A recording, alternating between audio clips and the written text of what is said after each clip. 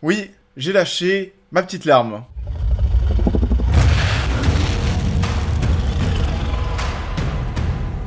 Bonjour à tous, et bien écoutez, j'espère que tout le monde va bien. On se retrouve aujourd'hui pour parler d'House of the Dragon, épisode 8. Il ne reste derrière plus que 2 épisodes pour conclure cette saison masterclass.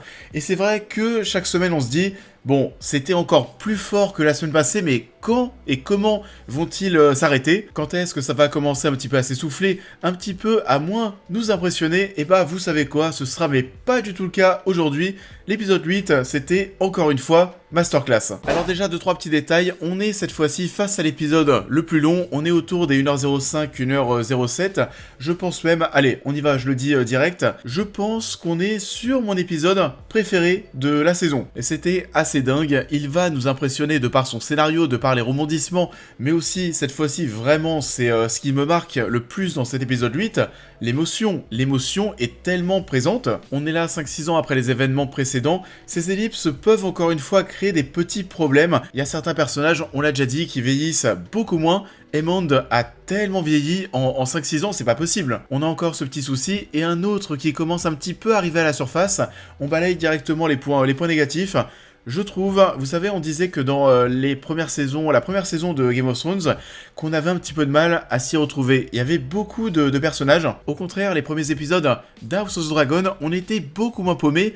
Là, je pense, et les ellipses aident pas, mais avec tous les gosses qu'il y a, mais alors, des gosses, c'est bon, il y en a partout. C'est bien simple, mais en fait, à chaque épisode, vu qu'on avance de quelques années, t'as l'impression qu'il y a des gosses qui pop à chaque fois. Il y en a de plus en plus, heureusement, on a de quoi les différencier, notamment grâce aux couleurs de cheveux, mais concrètement, parfois, c'est un petit peu compliqué. Il y a des moments, je me demandais quand même, attendez, mais elle, déjà, c'est la gosse de qui, je me souviens plus. Surtout qu'en plus de ça, c'est pas au niveau de leur prénom qu'on va être aidé. Rhaena, Rhaenyra, Rhaenys, tous ressemblent et je serais pas forcément étonné si certains spectateurs commencent à perdre le fil. Ces ellipses ne vont pas aider en tout cas à ce niveau-là. Sinon oui, voilà, on est passé sur les quelques points un petit peu dérangeants, pour le reste c'est très très bon. Le personnage, sans aucun doute, de l'épisode, c'est Viserys. On va le retrouver dans un état vraiment catastrophique, et ce qui est vraiment très difficile, c'est que tu vois que ce mec, en fait, il a toujours été plutôt bon avec tout le monde.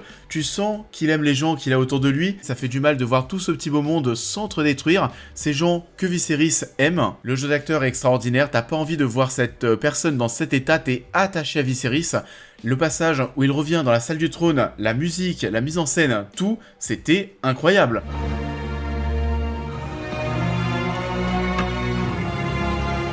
Toute cette séquence de toute façon était folle, c'était mais en tout cas vraiment un vrai pic d'émotion.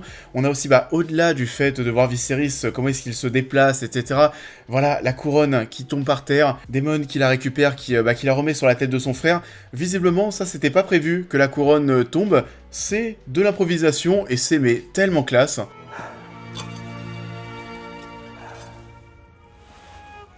Encore une fois, ça faisait mal au cœur de voir le personnage dans cet état, mais quel kiff, quand il revient dans la salle, quand tu commences à voir les regards d'Alicent et d'Otto, tu sens que c'est bon, les Towers sont en PLS, tous les plans sont en train de tomber à l'eau, et c'est là qu'on voit vraiment qu'on essayait de profiter du fait que le roi soit mourant, pour essayer de faire un petit peu n'importe quoi dans le royaume. En plus de ça, son design avec ce masque qui couvre la moitié de son visage, c'est excellent, il y a une ambiance qui est absolument dingue, presque plus de musique, on entend vraiment le son des flammes, le son du vent.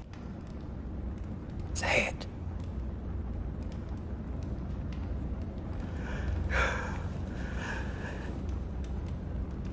Il y a une énorme tension dans cette scène, tu sens que ça peut péter mais à tout moment, et ça va être le cas lorsqu'on va voir le Velaryon qui va revendiquer l'héritage du trône de la marque. On avait Mund qui est en train un petit peu de partir en couille, d'insulter les enfants de Rhaenyra. Tu sens, même là, Viserys il en peut plus. Même en train de mourir, il se lève, il veut aller le poignarder, et alors là, grosse surprise, Daemon absolument sans pitié, mais quel kiff.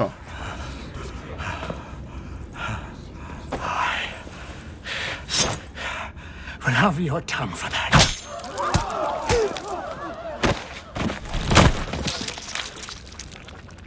Là déjà, t'es en train de te dire qu'on a vécu une sacrée grosse scène, et c'est pas du tout terminé, parce qu'ensuite, la scène du banquet, encore une fois, Viserys qui se fait porter sur son fauteuil, il est dans un état, il retire son masque, il a même plus d'œil, il est dans un état catastrophique, et une nouvelle fois, ce qu'il veut avant de mourir, il le sait, il sait qu'il va y passer. Ce qu'il souhaite, c'est voir tous ces gens s'aimer, tout simplement, voir ces gens s'excuser. And for the sake of this old man, who loves you all so dearly. Et de manière assez étonnante, ça va se réaliser. Rhaenyra et Alicent font la paix devant Viserys. On sait très bien que à partir de la semaine prochaine, ça sera de nouveau la guerre. Surtout qu'en plus de ça, les problèmes ne viendront plus forcément directement des deux femmes, mais des enfants qui sont absolument ingérables. Et on a donc cette scène de dîner qui va se dérouler en deux temps. Déjà, premièrement, les excuses, tout le monde va bien, tout le monde est gentil, tout le monde est mignon. Aemond va commencer un petit peu à partir en couille. Donc on le disait tout à l'heure, Aemond, déjà son design de personnage, le changement d'acteur fait quand même très très mal, t'as l'impression qu'il a pris des dizaines d'années dans la tête. Par contre, son design avec le bandeau, très très classe. Aegon, quant à lui, est toujours aussi insupportable, une vraie tête à claque, et heureusement, merci Alicent, et il en prend une. Why? What is it today? En plus, tu vois qu'il se comporte de manière mais totalement monstrueuse avec les femmes. Alicent est là pour lui rappeler certaines règles, même si c'est son fils, elle n'hésite pas à lui dire lorsqu'il fait de la merde. C'est un personnage qui a quand même une morale, qui a un honneur. Elle peut partir en couille, mais globalement, ça va. De l'autre côté, j'ai aussi beaucoup aimé voir Rhaenyra lâcher prise, se mettre à pleurer. On verra comment ça va aller avec elle maintenant que Viserys n'est plus là pour la protéger. On s'est un petit peu plaint en milieu de saison du changement d'actrice.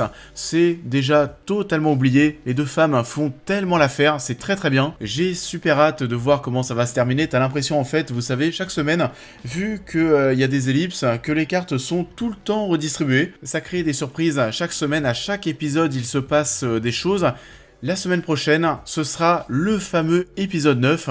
On verra, est-ce qu'House of the Dragon, comme Game of Thrones, aura, vous savez, cet épisode 9 un petit peu traditionnel. On sait que l'épisode 9, généralement avant, en tout cas pour Game of Thrones, c'était très souvent l'épisode le plus spectaculaire. Du coup, je suis très pressé de voir comment ça va se passer, surtout que Viserys ne sera plus là. Il y a un quiproquo à la fin parce qu'Alicent pense que Viserys voulait vraiment lui parler à elle et de son fils Aegon. Mais là aussi, au niveau des gosses, on s'y perd. Aegon, il y en a un autre maintenant, le fils de Rhaenyra et de Daemon. On s'y perd, je vous l'ai dit. Viserys pensait parler à Rhaenyra à ce moment-là, donc là aussi, il y a problème.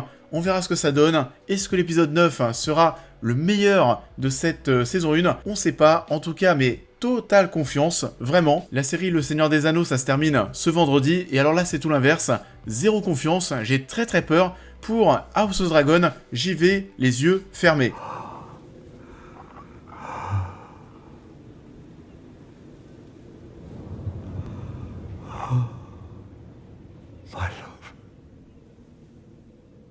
Ça en est tout pour cette vidéo, j'espère qu'elle vous aura plu comme d'habitude. Je vous invite à la liker, à la partager, à me dire en commentaire ce que vous avez pensé de l'œuvre en question, à vous abonner, à me suivre sur l'intégralité de mes réseaux pour toutes les news et réactions à l'actualité, mais aussi à devenir membre soutien si vous souhaitez soutenir mon travail. Et on va se retrouver très vite sur la chaîne pour parler de la suite du show. Du coup, ouais, plus que 2 épisodes, et comme on était en train de l'évoquer, la série Le Seigneur des Anneaux, ça se termine ce vendredi, on va en parler, on va revenir sur toute cette première saison, qui a été, c'est vrai, quand même un petit peu décevante, beaucoup même, on va voir comment ça se termine. En tout cas, ce qui est sûr, c'est que j'ai très très hâte d'être lundi prochain pour l'épisode 9. Je vous souhaite à tous un très bon début de semaine, et je vous dis à très vite.